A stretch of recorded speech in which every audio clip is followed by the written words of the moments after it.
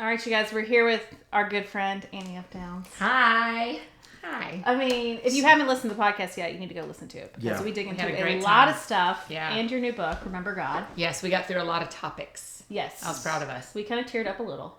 We laughed a lot. So I'm over here taking my Enneagram test because Annie F. Downs is really big on the Enneagram as far as understanding yourself. Yes. So I took it yesterday and I lost my results. So I'm retaking it right now. I'm retaking it again. It takes longer than a couple minutes to take. This is the free version. I believe in him. Yeah, I believe he can do it.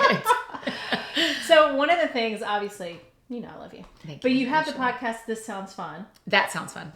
Yep. And that's correct. Yep. See what she said. Yep. We're not perfect. That's right. I'm here for you. Yeah, that's all right. Yeah, I'm not worried about it.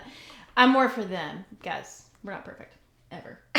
That's right. But what has been your favorite part about starting that podcast? Oh, I mean, my it's been going. gosh. You're like 100 episodes in now. Yeah, I'm 122, Wow. and yeah. It's super fun. You know what I love? It was funny because in the podcast, in y'all's show, we were talking about your why, about why you do your show. Yeah. And my why is really different. I don't love storytelling as much as you do in this way. I really love introducing people to each other. I really love my friends becoming friends with my friends. And so I love, like a buddy of mine, Brandon Heath. You know Brandon Heath. Yep. Brandon, and he's the We love best. He called me today and just said, people say stuff to me every week about our episode, and that is like the dream thing to me. Yeah, because his episode on yours was so good. Thank you. He was really honest and really genuine, he was. and it was beautiful. But I want people to be friends with each other, and I want, when a guest comes on, I want them to feel like suddenly they have thousands of friends they didn't know they had, and that we had a baseball player on, and now people yell, "That sounds fun," at him all the time when he's playing. He plays for the Braves. And he says to me, like, I meet people all the time who say, I came to this baseball game because I listened to you on Annie's podcast. Up. Yeah. You're selling Braves I tickets. love that. So that's my why. I do the podcast because I want people to feel like they had an author or a musician or an athlete or an ESPN an analyst or a politician that they liked from a distance, and now they feel like they're up close to them. And so that's why I love doing the show. I think it is so fun to introduce my friends to my friends. What have you learned about yourself from doing it? You know what's really interesting, Ash, and you know this really truly of me, is that I had no idea what it felt like to like light up at work until the podcast. I love writing books and I love speaking on stages, and those do something in me, but the podcast is so different. Yeah. It has me going like, what do I want to do here? And what is this? And how do we get to keep doing this? And so it scratches a different itch than anything else. And so it lights me up different than anything else. Yeah. I don't want to, I don't want everybody on the planet on the show, but I do want to keep having shows where my friends come on and get to meet and be introduced to my listening friends. And I just totally love that. Well, it's a funny thing too, because you've been a real encourager for us. When we thought about starting this podcast, I remember you saying to me, like, just do it. You should do it. Why would you not do it? Especially because it's like a free medium, right? Like, you're just putting it on iTunes and on Stitcher and in all the places. And now you are able to be in people's ears all the time. You're ready. Are you ready? Yeah, oh my gosh, so we got like 3 minutes. Okay, this is different from what I got yesterday, and I think half because I took it live here. I wasn't really thinking. I'm also in a different headspace. Yes. So okay, so you I think the Reformer and the Investigator were both. I wish they'd tell you how. Yeah.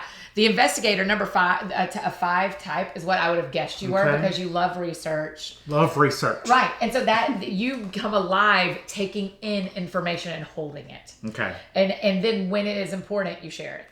That's me 100%. But if it's not, if you're not just going to share it because you have it. Mm-hmm. You're only going to share it. It has to be relevant. Okay, good. Well, I try not to like share like crazy. I've gotten better about over the years because I could just like share all kinds of crazy stuff, but I just only feel it's relevant. Yes. Okay. And you are, and it is part of your growing up and maturing into this. But so the test says that you're a 1 and a 5, which are really interesting. But a 1 is a perfectionist. Okay. So a type 1 is the person who's like, I will do this right and well. When Ashley and I as 7s are unhealthy, we act like 1s. So if she ever tyrants on you and I tyrant on my people, where I go like, Hey, what time were you supposed to be here? And wait, because what we hear in our heads is no one's going to take care of me, so I'll just take care of it. I thought I could trust that person to take care of that, and I can't. So Ashley I'll just take with the printer. Right, that's what happened. You know what? That is fair, Hunter. That is. No, it's great. I love it, but and she'll be like, I like a lot of times, like I'll be in here setting everything up, and I'm like, I need to have this printer. But she'll be like, print it. I'm like, girl. Yes. So what No, it's fine. I love it. But it's so funny. It's bossy, little bossy. I love what that. she needs to hear is, you can trust me. Yeah. I'm carrying this with you. You do not have to carry it by yourself. That's what she needs to hear. And she doesn't need to hear you're going to get it printed. She needs to hear, I will help carry this. You just gave us a therapy session. But no, the investigator, I totally like. I think, There was a lot to going back to Designing Women, which Yeah. she's from Georgia, so it all Yes. fits. We talked about it on the podcast, but there's a line that Charlene Stillfield has. She's like, she always like she'll say just random stuff that does not matter, has nothing, and I can do that sometimes. Yes, I think yes, I do yes, it to you do. Clint a lot. Yeah. I do it to you. You've heard You it. do it. You do it to me all the time. Yeah, when I'm not like in a setting that matters or Yeah. around people, I know I just say random crap. Yeah. But Charlene said, she said, how do you know so much stuff? She's like, well, I love knowledge. In fact, I yearn for it. And she says it so seriously, and I think about that. That is me. I love knowledge. In fact, I yearn for it. Yeah, that's it. I think as you read it, the reason the Enneagram is fun, I mean, Myers-Briggs is great. Strength Finders is great. They will tell you what is great about you. Okay. Enneagram will go, here's some things that are great, but here's the dark side.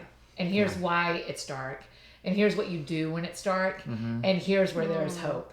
Yeah. And so that is one of the reasons I'm drawn to it. And because it's a fun conversation, but I'm drawn to occasionally it. a perfectionist? Yeah, honey, but it serves you. It serves serves you. you. And then that's the other thing is for your job, Yeah. y'all need to have one in you. Yeah. Because you need to not make mistakes and show up on time, and you need to be that person. But and Y'all- of course your third was a 7 because you're with us. Well, no, I just think as we get older, it's like I still do a lot of the things that I don't want to do. I just don't do them for as long. That's it. It's like being able to be more aware. That's it. I actually said to someone yesterday, I don't actually care if I do this right, but I want to finish well. So even if I make mistakes all along the way, I still want to be faithful to what I'm called to for 40 more years. Even if I'm crawling across the finish line, just let me finish. Right? Yeah. I set the timer for a lesson. We've really got about 2 minutes. 2 minutes. Oh, good. Oh, I know. See? Any if downs. So many places we could go. Can you tell me one more story about a real life story with Reba or Dolly? Oh my gosh. Well, let me think. Oh gosh, Do you want to sing some Islands in the Stream while you're thinking? Maybe. I know. I think I can come up with something. I know. Is there a time where Reba said something to you that you thought? Reba gave me some of the best advice, and I think I'll share it here because we both do. You're doing a lot of promo. Yes. And I was like, Reba, you don't have to do as much work and promoting all your stuff as you do. Why do you do it? She's like, well, I learned a long time ago if I don't do interviews and promote my stuff, I might as well be singing in the kitchen to myself because I'm the only one who's going to hear it.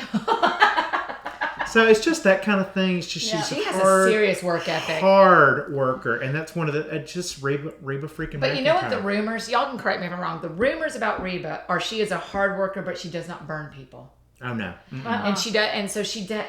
Takes she care works of her really people. hard, but she takes care of her people.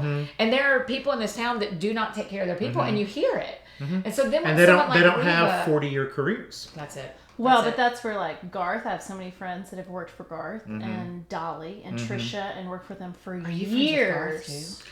Yeah. Well, I mean, I know Garth. Well, he's on the wall. Yeah. No. Garth. But I hear I know people who work for Garth, and that's it. I mean, takes care of his people, and doesn't do it. So I had this phone call with a buddy of mine a couple of weeks ago. A friend of mine is working for him, and they're about to go out on tour. And I'm with the friend, and I say, "Hey, she's about to buy this jacket for tour. Do you want to buy it for her? I'll buy it and have the Oprah moment and say, hey, she's buying this for tour." He says, no. I was like, okay, well, we need to be generous bosses.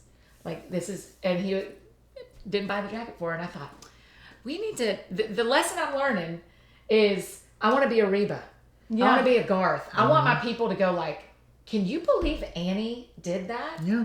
You know, when someone gets a chance to be generous, be generous. Yeah. Amen. Sis. This is what we know about owning our own businesses and how we want to be. Which is what we talk about a lot. It's like, How do you want your company to run? Yeah. How do you want people to feel when they walk away from you? Eat dinner at home one more night a week than you want to, so that your people feel like you have treated them better than you treat yourself. And so, and you'll have loyal employees, I think. Yeah. So absolutely. Far. So, Reba, teach me your ways. Garth, have me over for dinner. Like, if you want us to come over, Trisha, we'll listen and we'll learn. Yes. Oh, y'all go listen to the podcast if you haven't listened to it yet with our dear, dear friend, Annie Downs. Thanks for having me. You are the best. I love your show.